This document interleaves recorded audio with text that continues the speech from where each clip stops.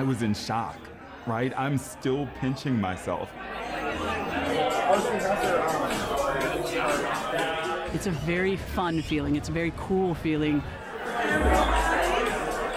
We promised you a lot of fun tonight. Let me get those attention. Everyone? Because this deserves everyone's attention. Our honorary Grand Marshal is somebody who went through the trenches for years so that you all could enjoy the life you do today. We know there's a long way to go, but at one point we couldn't even be here celebrating. So please welcome your honorary Grand Marshal. It's a celebration, but it's also an affirmation. And the beat goes on. The beat goes on. I mean, it really feels like freedom. It really feels like liberation. Drums keep pounding rhythm to the beat.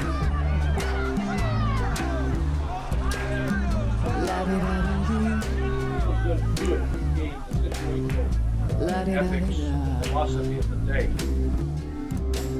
And the beat goes on. The Pride Parade was really a celebration of who we are and that we are part of the fabric of this city. And the beat goes on. The beat goes on. That is what Pride is all about. Acceptance, love, light, and laughter. This day is going to be our day, and we're going to celebrate no matter what happens. Recognizing that we have a lot of work left to do, the beat goes on.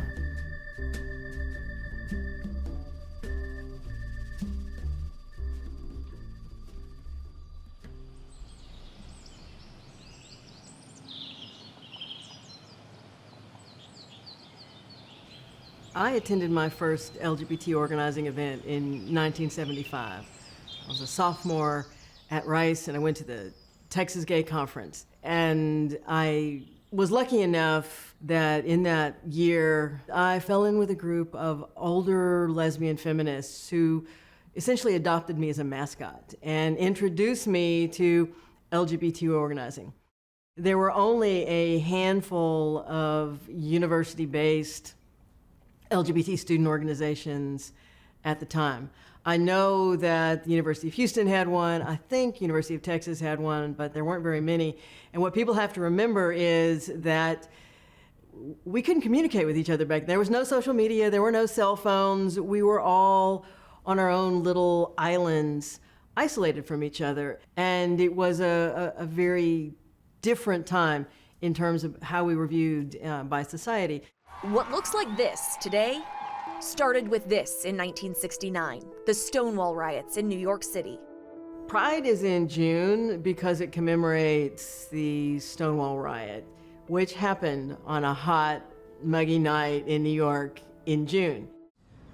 I'm old enough to know when Stonewall happened in 1969, but I had no idea it happened because we didn't hear about it. We heard about Woodstock and we heard about the landing on the moon, but not about Stonewall, which was sort of the beginning of the modern gay rights movement and now the LGBT rights movement. Violence has always been a problem in this community, as in many communities. But we can't shut ourselves down. We gotta be out there and we gotta fight it. Many of the old timers, and I'm one of the old timers, although I wasn't here at the time, say that the protest for Anita Bryant was really the stepping stone. It was our Stonewall in Houston. Anita Bryant was a noted pop singer. She also had a big following in faith-based music. She was based in Florida, and for many years she was the celebrity spokesperson for orange juice. Pick it up, kids. You too, orange birds. My twins love 100% orange juice from Florida any time of day. When Harvey Milk became a supervisor, a city council person in San Francisco, he passed a non-discrimination ordinance in San Francisco, almost unanimously.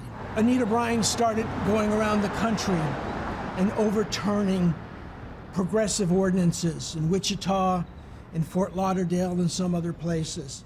The Houston Pride moment was born out of the Anita Bryant protest. When she came here and she was doing her Save Our Children from the Gays, it wasn't a planned protest. We were literally in the closet at that time and everybody was hiding in their cars. And so they started coming out of their cars and then they figured out they weren't alone. Why is that important? Because Anise Parker was in the audience and she was there that night. She went on to become a Pride Houston Grand Marshal and on to become the mayor of this great city. And it sounds a little naive now, but we was like, wow, we can do this. We can come together, we can get the attention of people in authority, and we can push back at someone who has attacked us. It was a tremendously empowering moment.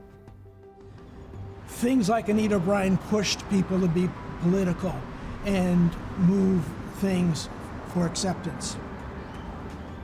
It wasn't always, rainbows and unicorns back in the day. There were bitter political fights and there were divisions. But I think Houston was blessed by having leaders who put the community first. The Ray Hills, the Larry Bonneries, Jack, any number of guys. We had bitter disagreements, but when it came down to it, we wanted to work together for the betterment of the community. The big thing that shifted politics in Houston was Town Meeting 1.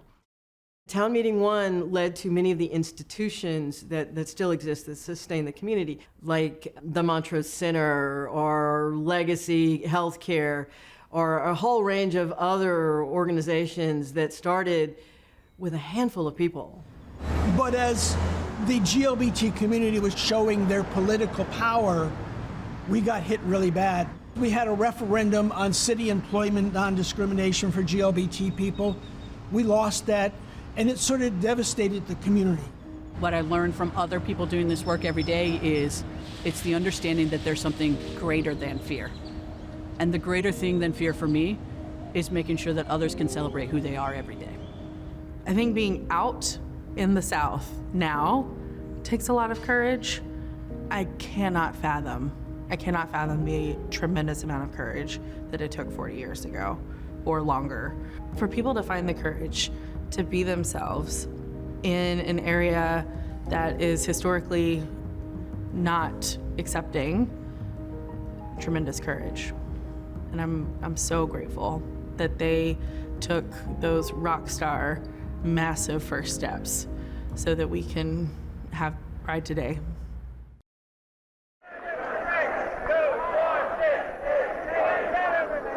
Many of us who were early activists were shunned by the closeted community who were afraid of losing jobs, family, privilege. But for those of us in the movement, it was about our internal needs for self-respect and standing up for ourselves, but it was also, we learned the lessons of the civil rights movement. We learned the lessons of the importance of nonviolent action and visibility and creating enough of a public presence that the ripple effects could spread into other communities that would never have the opportunity or the ability or the grit to join you. Pride Houston is important because for so many years, gays were always presented in such derogatory terms and were so despised by the larger community of society. And the first reasons that they called it Pride was that it was our way of saying, we're not going to accept the way you define us, we're going to define ourselves. And then over the years, it turned more into a celebration of who we are. But it was still continually keeping that image out there that we were happy with who we are and we had reason to be proud. And then we got to show off how many allies we had and powerful allies. The fact that we have come through so many things in the past, everything from Anita Bryant to AIDS to the referendums, the community still keeps united and the beat is going on. So please welcome your honorary Grand Marshal, Brandon Wood.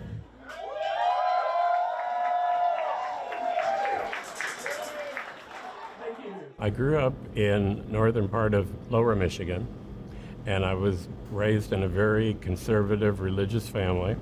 In the end, my family never really was able to accept the fact that this wasn't something that I had chosen and that was a sin. And you can have lots of friends and lots of supportive allies, but somehow at the end of the day, you really want to have your family there for you. That's why I'm especially interested in what's being done for youth, that they don't have to go through what I went through in my childhood, feeling a lot of guilt and a lot of fear. What I hope that these kids know is that they're not alone, that many have come before them, that they can have beautiful, amazing lives as who they are. They stand on the shoulders of giants, and they can be giants too, and they just have to persist. In 1968, my oldest brother came out to me and asked me if I was gay, and I wasn't out to myself, so I lied and said no, I wasn't, that I was terribly straight. 2 years later, while I was teaching in Virginia, I saw a show called The Dick Cavett Show, and he had two fellows from the Gay Activist Alliance in New York. And I was so amazed by them because they quote unquote didn't look gay. It really sobered me up. I met someone, and so after that I came out to my brother. And then I also left the school that I was teaching at because in 1970 there was no way that you could be out and teach. I moved here from Washington, D.C., where I had lived for about 7 years. Then in 1979, they had the first parade. And I can remember my heart beating when I was driving down to see it, because I just thought, what's it gonna, this is Texas. There are gonna be gay people driving down for blocks and blocks and blocks. How are people gonna react to this? Houston is this incredible mixture of neighborhoods that just make up this incredible fabric of what the city is. This Westheimer-Montrose intersection has always been called the heart of the gay and lesbian, bisexual, transgender communities, center of the city. My first house was on Montrose, a couple blocks away from Montrose and Westheimer, and I remember growing up as a kid, the Pride parades. It was a big, fun event. There was lots of color. There was lots of people flooding the neighborhood.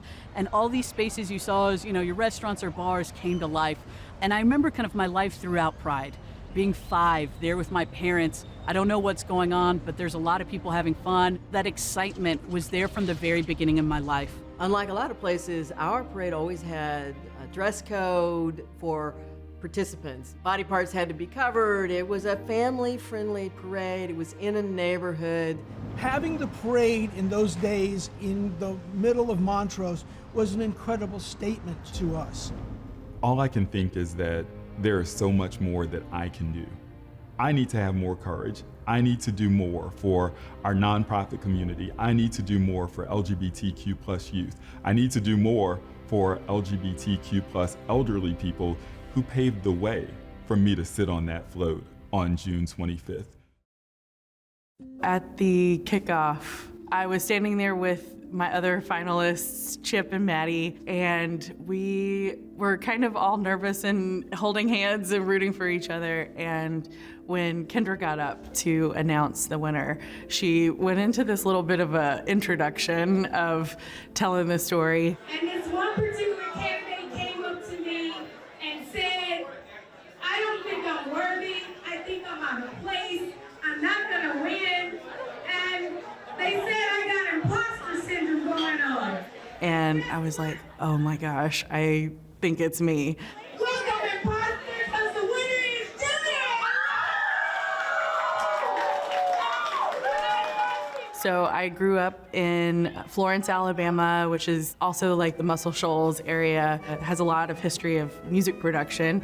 So I grew up around a lot of music. My great-grandmother was the first woman in country and western music to sell 1 million records with a song called I Want to Be a Cowboy Sweetheart. She and I even got to perform once together when I was about 4. Traveling around was, I think, a really unique way to grow up because I had a really lovely sense of community in our small little city, but then I also got to see parts of the world and meet people that I might not have otherwise. I ended up making some of my first LGBTQ friends in high school. Having that sense of community in high school was crucial for me becoming who I am. My family are very conservative Christians that are not accepting. When one of my friends did come out, I was really wrestling with if I could stay friends with him. This is how this all started. I was confiding in one of my teachers about the conflictedness about that I was having. She said to me, well, he didn't choose that. It kind of was a crack in my foundation because I had known how I felt for several years at that point and had been beating myself up about it. And her saying that to me was the thing that made me realize I didn't choose this either.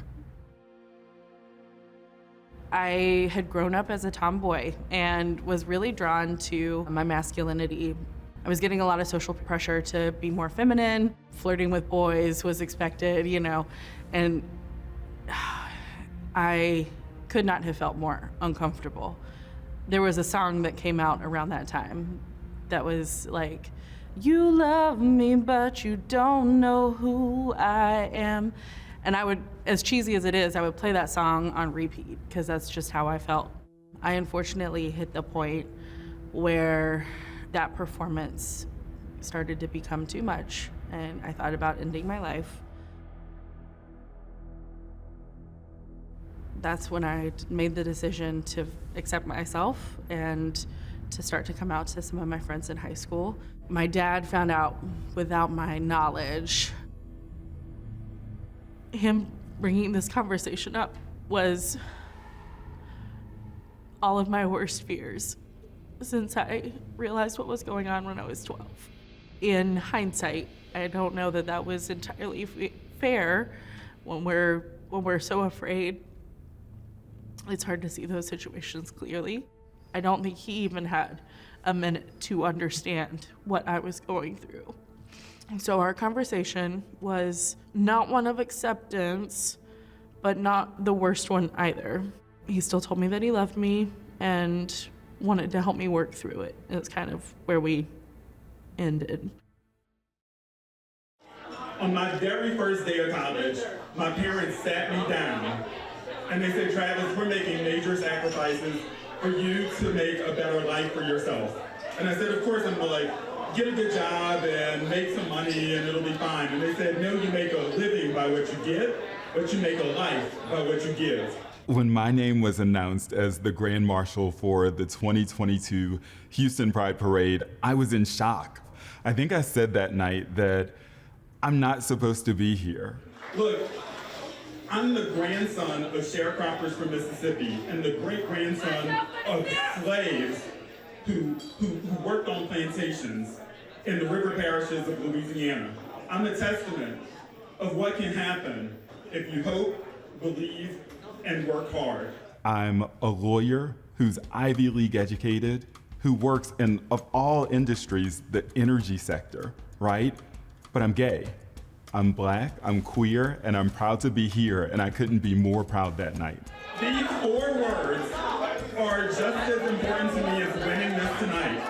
Back to you, Deborah. My mom was a school teacher. She grew up in Gramercy, Louisiana. She graduated in 3 years from Southern University instead of 4 because her family was so poor and they needed her to work. My dad was a truck driver and he worked around the clock, and they did it all so that I could have opportunities in life that they never did.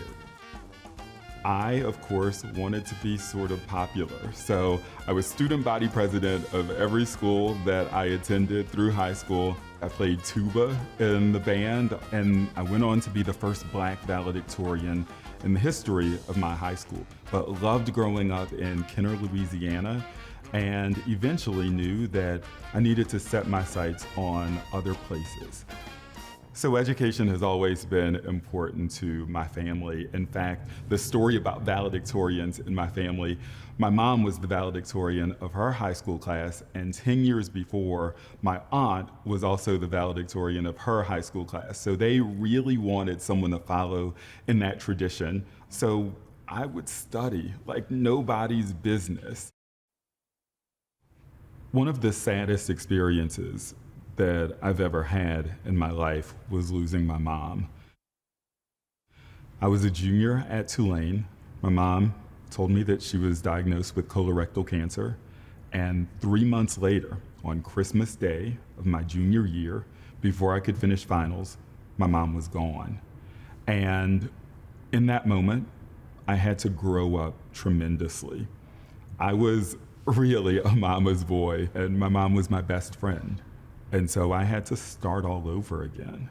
And it was, I think that for people around me, they were really worried about whether I was gonna finish college, whether I was gonna continue on the path that I was going. And for a long time, I didn't know what I was gonna do or what I was capable of doing. So I came out to my family and the vast majority of my friends when I was about a fifth-year associate working here in Houston in a major law firm. Coming out for me was an issue of life or death. I remember managing pronouns so that no one would know what my sexual orientation was and saying that I was with her instead of him. Not going to certain social events because I wouldn't be able to hide what I had done the weekend prior. And it was exhausting, it was paralyzing, and it led to me engaging in all kinds of unhealthy behaviors, such that if I had not come out when I did, I'm not sure that I'd be here to sit here and talk to you today. I remember slowly telling some of my closest friends that I was gay, and they were so supportive and so affirming, and it gave me the courage to tell more people. And I thought that the next person that I needed to tell had to be my dad. So I called my dad on my cell phone, and I said, I've got something to tell you that you probably have figured out by now. Maybe you've known for much longer than I think that you've known, or maybe you have no clue, but I'm gay. And the phone went silent. And it went silent for so long that I thought he had hung up on me. He didn't hang up, he was crying is what I later learned. And the first words out of his mouth after that long pause was, I love you, I've always loved you, you will always be my son. And we've hit hiccups since I came out, but he said the right thing at the right time, and he has always been there for me, and he's always loved me. When I think about the tears that my dad was crying, he wasn't crying because he was sad that he had a gay son. When we later talked about it, my dad told me that if you're gonna be a black man in today's society, you've already got strikes against you. But if you're gay, if that's who you're gonna be, you better be ready to be stronger than you ever imagined. And that's why my dad was crying, because he knew the adversity that I could potentially face by being a black gay man in corporate America and in society at large. As a cisgender heterosexual woman, for some reason, like, the Montrose area still always spoke to me. I think it was my little piece of New York. From the time that I was independent of my parents' home and not living someplace else, I wanted to live in Montrose. And part of that, living in Montrose and living very close to Westheimer, was to be engulfed every June by all the Pride events. I can't imagine like Montrose in my 20s and early 30s not being about Pride. It embodies part of my Houston experience. And so when I got the call that I was up for consideration, and I just started crying, I was like, what? To think that people see me as part of that liberation, as someone who brings value and joy to Pride, to Houston, like that is, it's priceless. Ally Grand Marshal winner is Danielle Houston.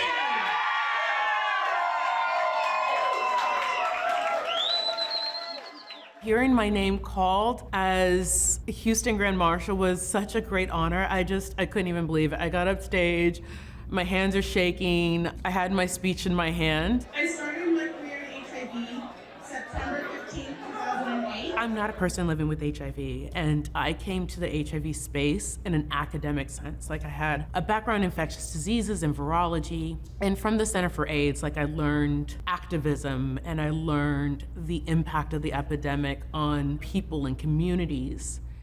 And it spoke to everything in my life. It was anti-racism work, it was civil rights, it was equal rights, it was LGBT advocacy and activism and allyship, and it's a great responsibility. I hope like that kind of energy and spirit and happiness helps kind of destigmatize and kind of break some of the myths and mythology that's kind of been around the epidemic. In the movement, we are praising people's resilience, their ability to bounce back, to keep going time after time after time. And yet very rarely, when we talk about resilient people, do we look at the systems that cause them to be resilient, that continue to oppress them. Ally, advocate, activist, all those types of things, you have to stand up. It isn't like it was when I moved here 45 years ago. 45 years ago, I really watched myself really carefully. But it's still there. The hatred's still there with some people. From 1988 to 1993, gay bashings increased by 172%. Nancy Rodriguez lost her 27-year-old son, an investment banker, because a gang of young men hated him for being gay. He died outside a Montrose nightclub July 4th. And the Klan decided to march from here, from this area right here, down to Lower Westheimer. The community was very alarmed by that. I was asked several times when I was mayor of Houston if I was ever intimidated politically. But the difference was I was a lesbian activist in the 70s. No, I was never intimidated as mayor, but I do still carry the scars from what I experienced growing up in a certain era and with a certain mindset in a very different time. And it's very wearing. 1 in 5 of us will experience a hate crime in our lives. Imagine I'm getting attacked, and then in court, the criminal defendant says, well, I freaked out because I found out that Travis was gay, and that's why I attacked them. In many states, that's a viable defense. It is not lost on me that when I worked at the Texas legislature, when I was one of the only out staffers, I got called by representatives to my face, by other staff members to my face. A faggot, a dyke, we're not gonna listen to her. You're the reason why we're writing these laws. And I always had to question, is me being here more helpful or harmful? Here I am thinking I'm fighting, I'm advocating, I'm being out and proud, but am I here, is that what's eliciting their hate? And I have to remind myself, it's the opposite. It's that people are working so hard to take away from queer communities that there has to be someone who has the privilege and resources to stand up and hold the line. For everything I've been doing with the LGBT community, to be one of the first out LGBT county officials to now being recognized by your home city, it's a very fun feeling. It's a very cool feeling to see it come full circle.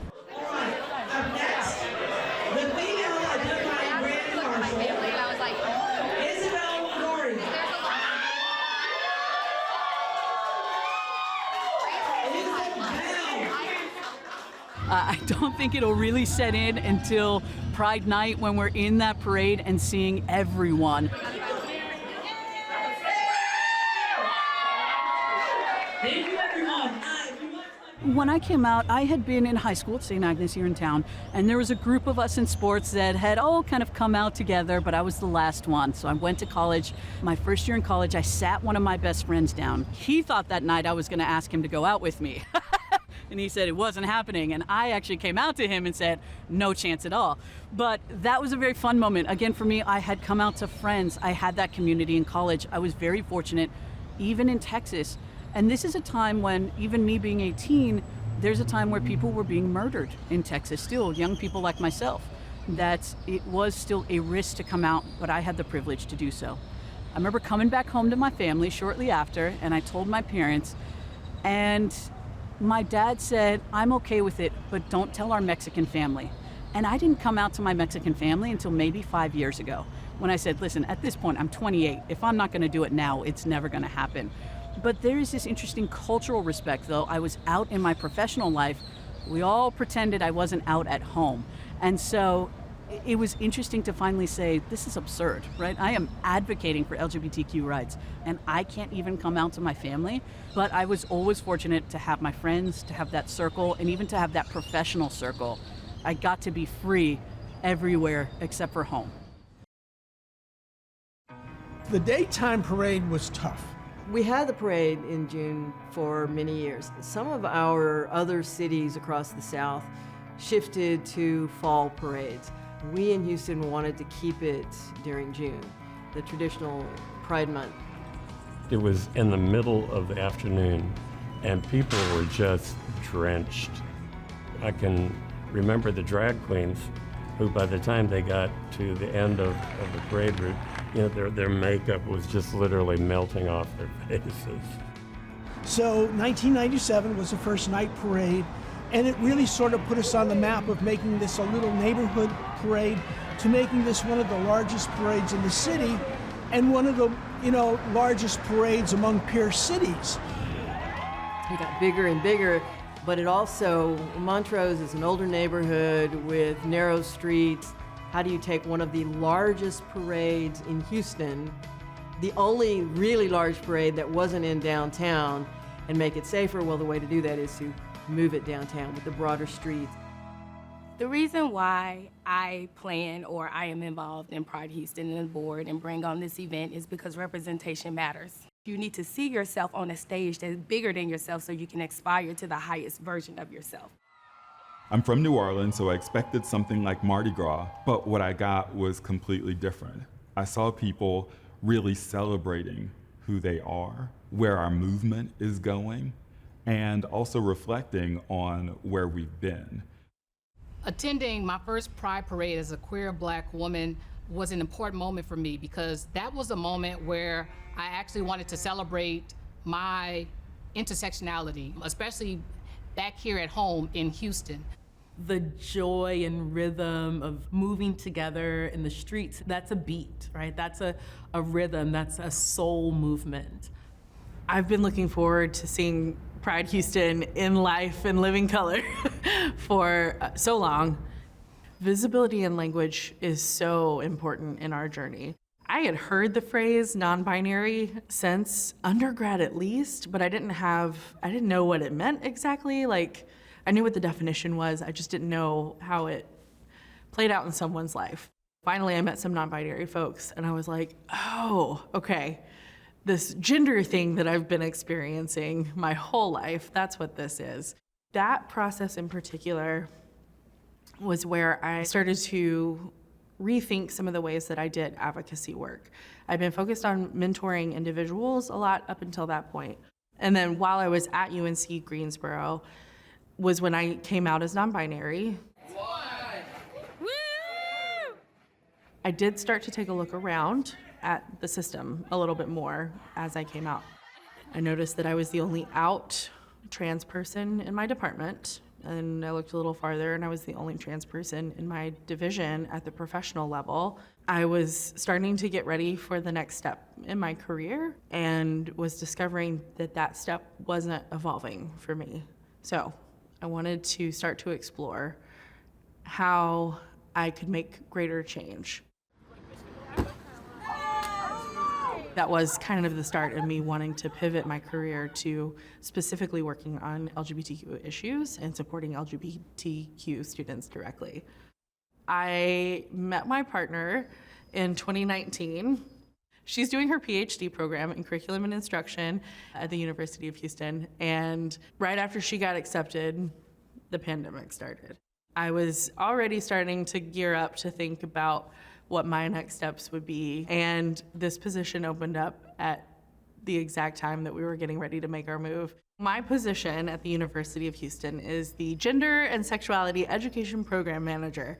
Stepping into a place of so much LGBTQ support and legacy was really emotional and powerful and very healing for me to go from a place where I had felt a little bit alone at times to then be in a place where I was surrounded by a lot of support and intentional action was really great. While you are in law school, in the summers in between your first and your second and your third year of law school, you have the opportunity to work.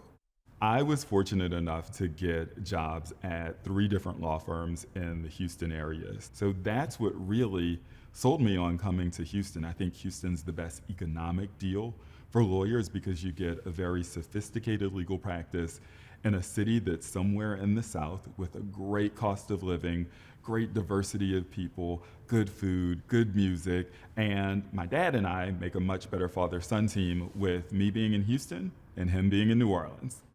The law allowed me to get out into the community and to serve on nonprofit boards and to really work in the community with my newfound skills. So on the one hand, I was developing skills at work, but on the other, I was able to give back to the community. And as much as I have given to the community, I feel like the lucky one. I've gotten back so much more than any of those organizations or the beneficiaries of those organizations. When I think back to the little kid in New Orleans who never imagined for a second telling any of my family members I was gay, never imagined telling any of my friends I was gay, and definitely, as I moved through life, never imagined telling any of my coworkers. And today, I stand before you as the 2022 male-identifying Grand Marshal of Pride. I have come such a long way, and the reason why it's important for me to tell my story is because if there's one person who hears it, who decides it's okay to live their true and authentic lives, my story's worth telling. What I would say to my 12-year-old self is it may feel like you are alone, but you aren't. And there is a lot of love and care and compassion, even where you're not sure that you see it. I would encourage myself to be kinder to myself, and because that self-kindness opens up kindness to others as well. This is the house where the first Diana party was held. In 1953, here in Houston, the Dianas started. This was the first organization that actually began to coalesce, and every year they did something. And finally, I found out that the Dianas are the oldest continually active gay organization in the country, which seems amazing. You'd think it'd be New York, you'd think it would be San Francisco. Actually, Houston can claim that prize. Over the last 14 years, I've written 16 cover stories for Outsmart.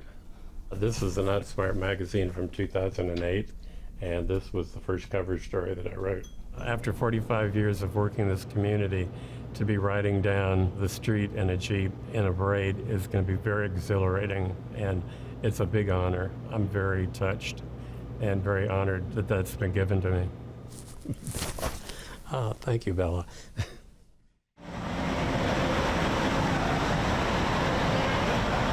Where are you? I'm back. Where's Melanie? Melanie. Congratulations. You earned it. You're the star. We have everybody checked in from the Grand Marshal tent.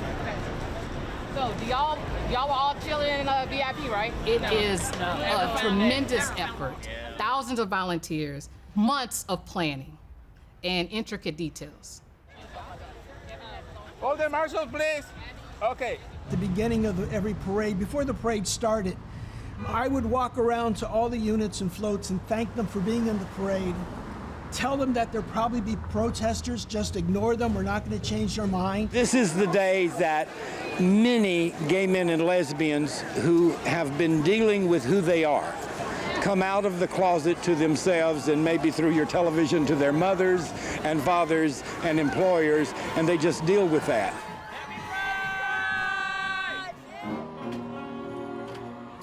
And I got to tell you, the first year the fire department and the first year the police department showed up in the parade as an entry, people just got up and screamed.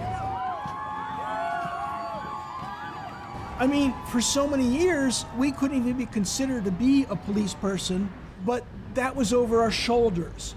Houston Pride 2022! Houston Pride!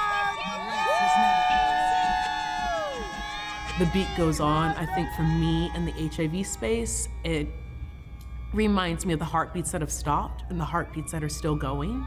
And as long as there's a heartbeat, there should still be a movement.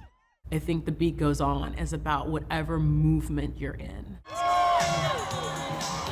I am feeling so good to be a Houstonian right now, and I can't believe I have been on this journey to being Grand Marshal for over 4 months now. So it's been a quarter of a year, and today is finally the day, and we're gonna celebrate.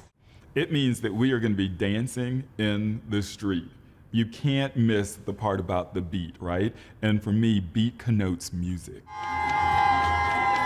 The energy is through the roof. You have the DJ on stage, you have the lights, you have the grandstand, you have all the people cheering. It really is a celebration of the whole city. Growing up in Montrose, my parents always had, gay and lesbian and queer friends. There was never a question if it was okay to be gay within my circle. And I think maybe that was the shock in my life, is growing up into a world where for some people it wasn't okay. And you just have to ask yourself, did they ever go to Pride? Did they see there's hundreds of people?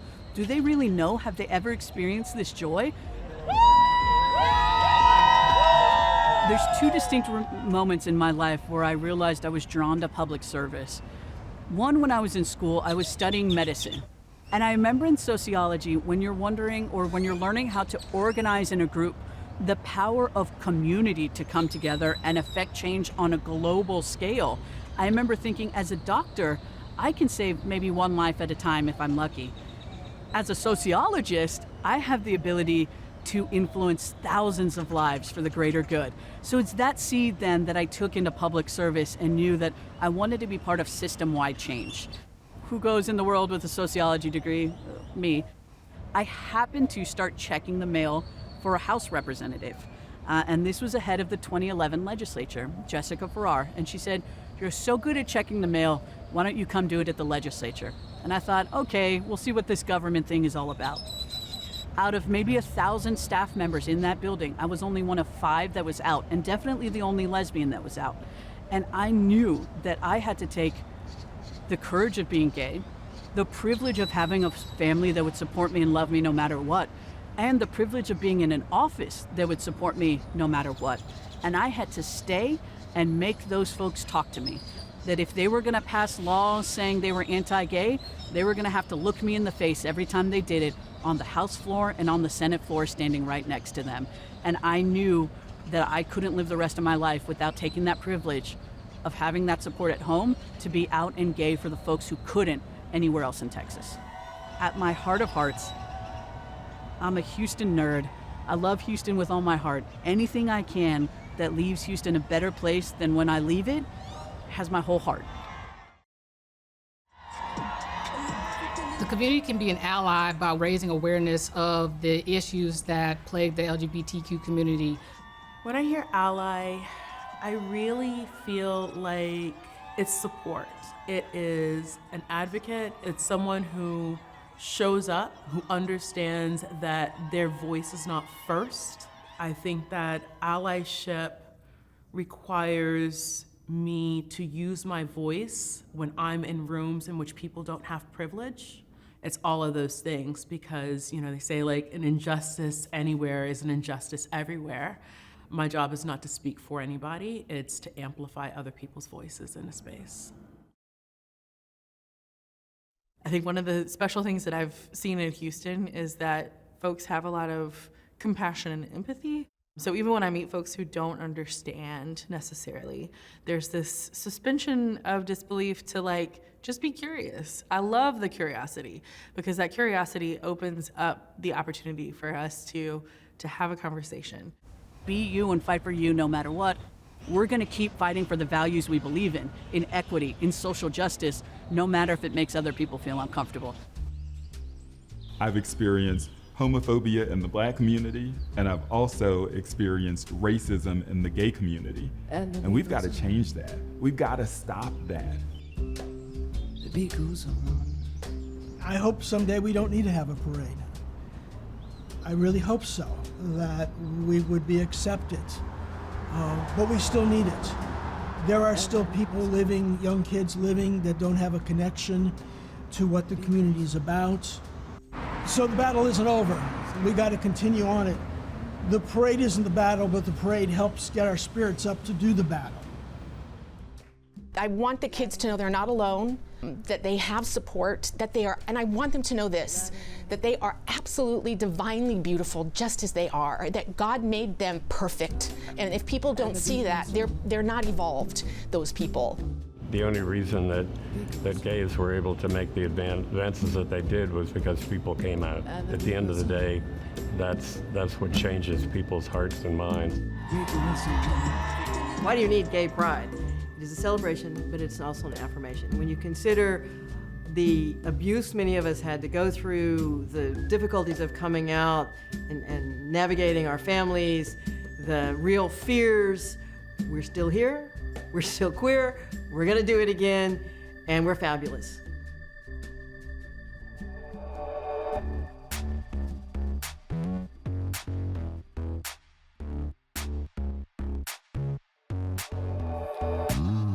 흔들리는 나의 눈빛 모두 알고 있는 걸